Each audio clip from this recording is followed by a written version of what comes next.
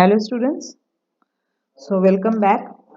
So today we will discuss about gravitation.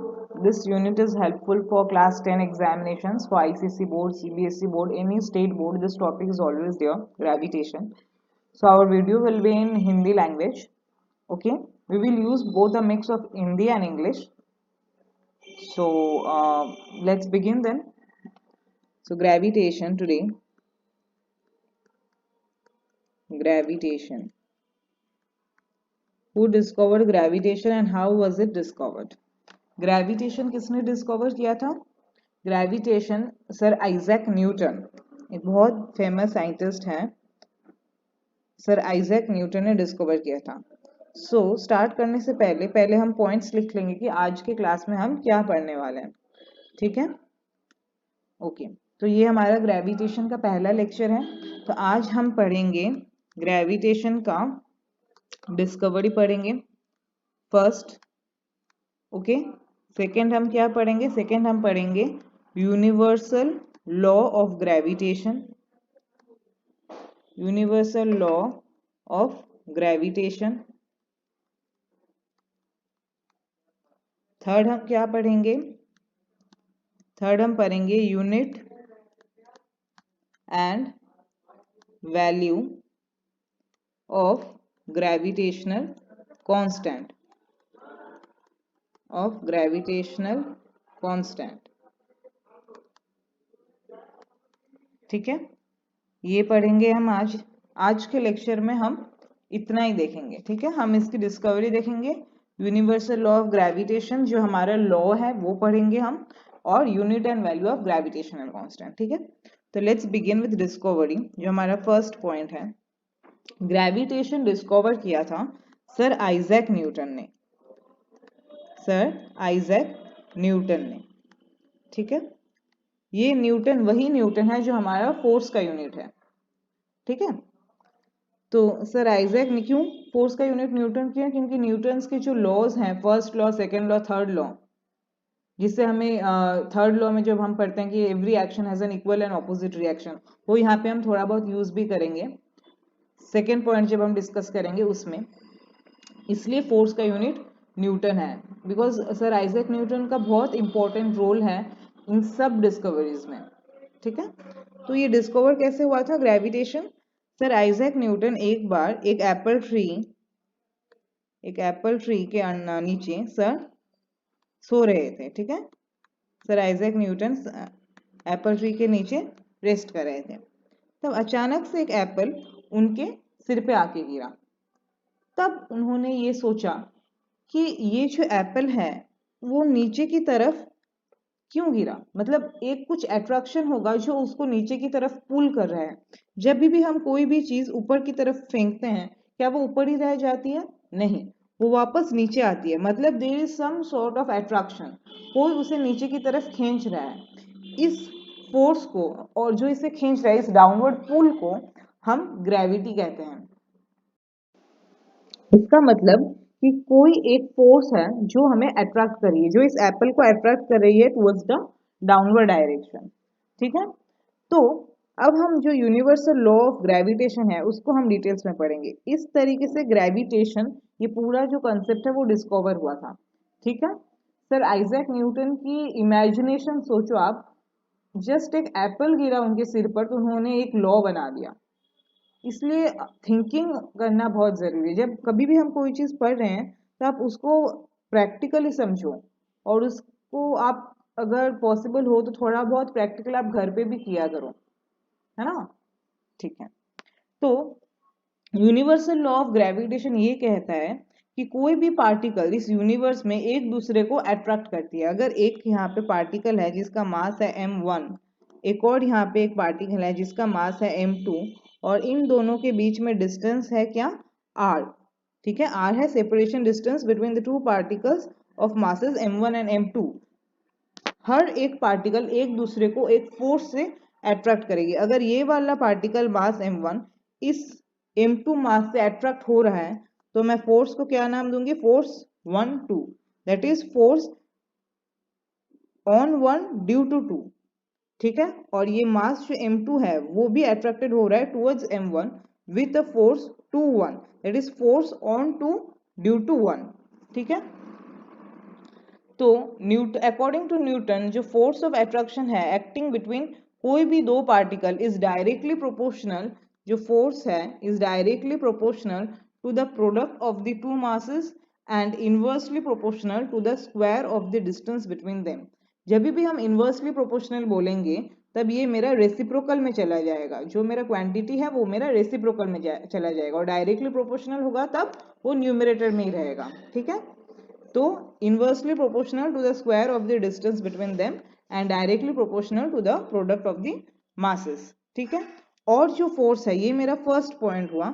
Second point, जो force का मेरा direction, क्योंकि हमें पता है फोर्स एक वेक्टर क्वांटिटी होती है, दो टाइप के क्वांटिटी होते हैं, एक होता है स्केलर क्वांटिटी और एक होता है वेक्टर क्वांटिटी। ठीक है, जो स्केलर क्वांटिटी होता है उसमें सिर्फ हम उस क्वांटिटी की जो मैग्नीट्यूड है उसके बारे में बात करते हैं, और जब हम वेक्टर क्वांटिटी की बात करेंगे तब हम मैग्नीट्यूड की भी बात करेंगे और किसकी बात करेंगे, हम डायरेक्शन की भी बात करेंगे। और हमें पता है क्या, फोर्स एक वेक्टर क्वांटिटी है। ठीक है, इसका मतलब डायरेक्शन। ठीक है, और हमें पता है क्या, फोर्स एक वेक्टर क्वांटिटी है, तो फोर्स का जो मैग्नीट्यूड है वो तो हमें इससे थोड़ा बहुत समझ में आ रहा है। ठीक है, और जो इसका डायरेक्शन है, फोर्स का जो डायरेक्शन है वो किस तरफ होगा, फोर्स का डायरेक्शन होगा, it will be along the line joining this two particles. ये जो मेरा फोर्स है this will be directed along the line, ये जो line joining the two particles, ये जो दो पार्टिकल को जो लाइन ज्वाइन कर रहा है उसके अलोंग होगा मेरा फोर्स।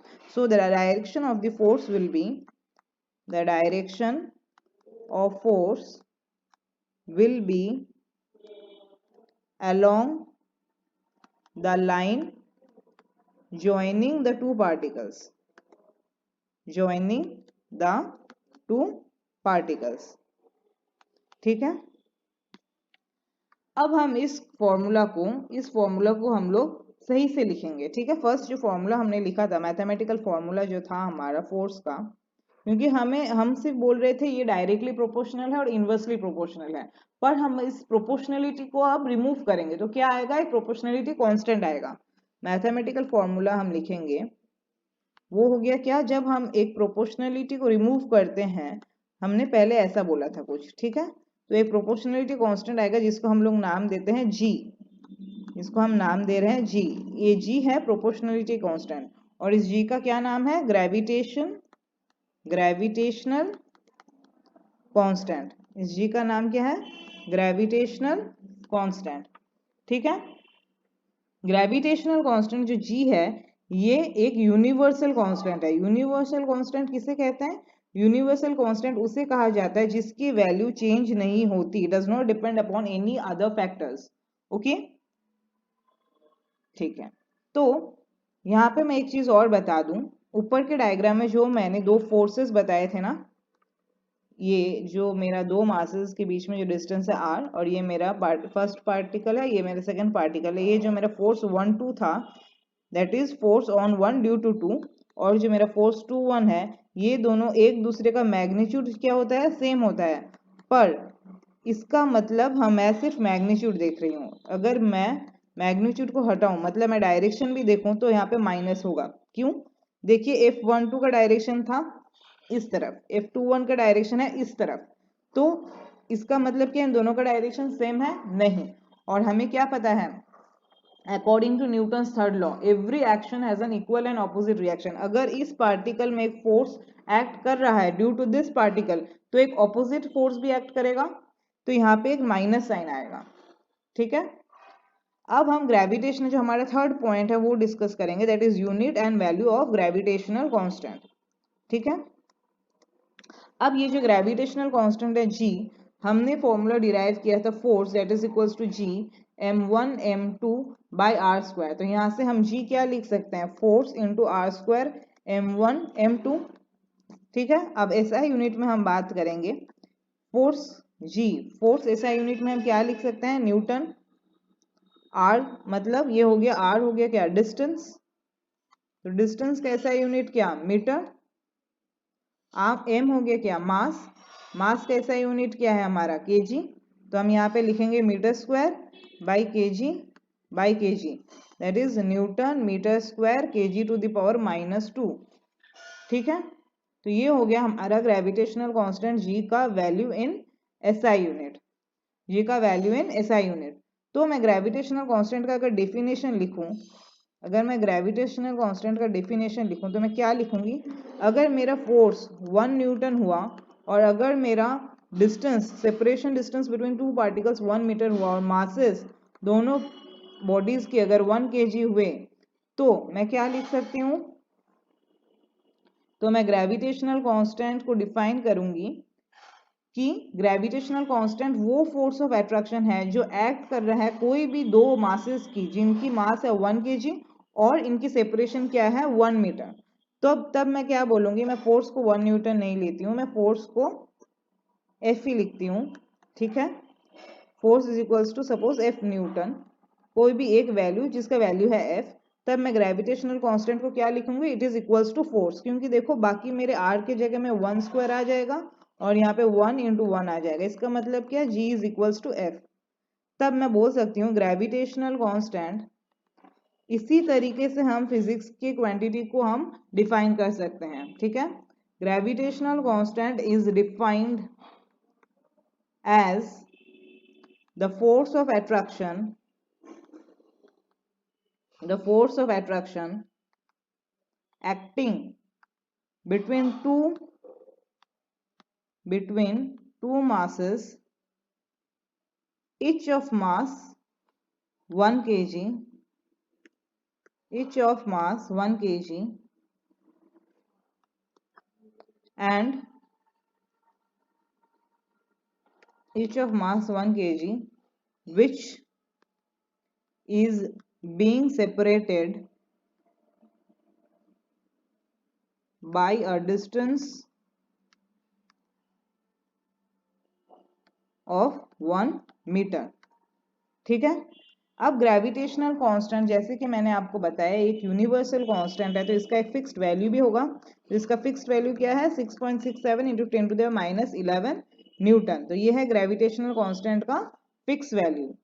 ठीक है, ये हो गया हमारा SI यूनिट में।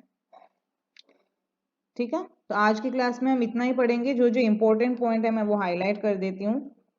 जो भी मैंने पढ़ा है वो आप अपने नोट कॉपी में लिख लेना। फर्स्ट ये इंपॉर्टेंट है कि मेरा फोर्स का डायरेक्शन किस तरफ होता है, मैथमेटिकल फॉर्मूला इंपॉर्टेंट है। ठीक है, फोर्स का मैथमेटिकल फॉर्मूला भी याद रख लेना। और आप क्या याद रखना, ग्रेविटेशनल कांस्टेंट का SI यूनिट याद रखना, ग्रेविटेशनल कांस्टेंट का डेफिनेशन याद रखना और ग्रेविटेशनल कांस्टेंट की वैल्यू याद रखना।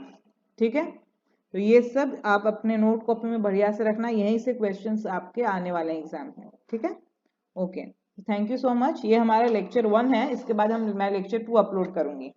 ठीक है, ओके।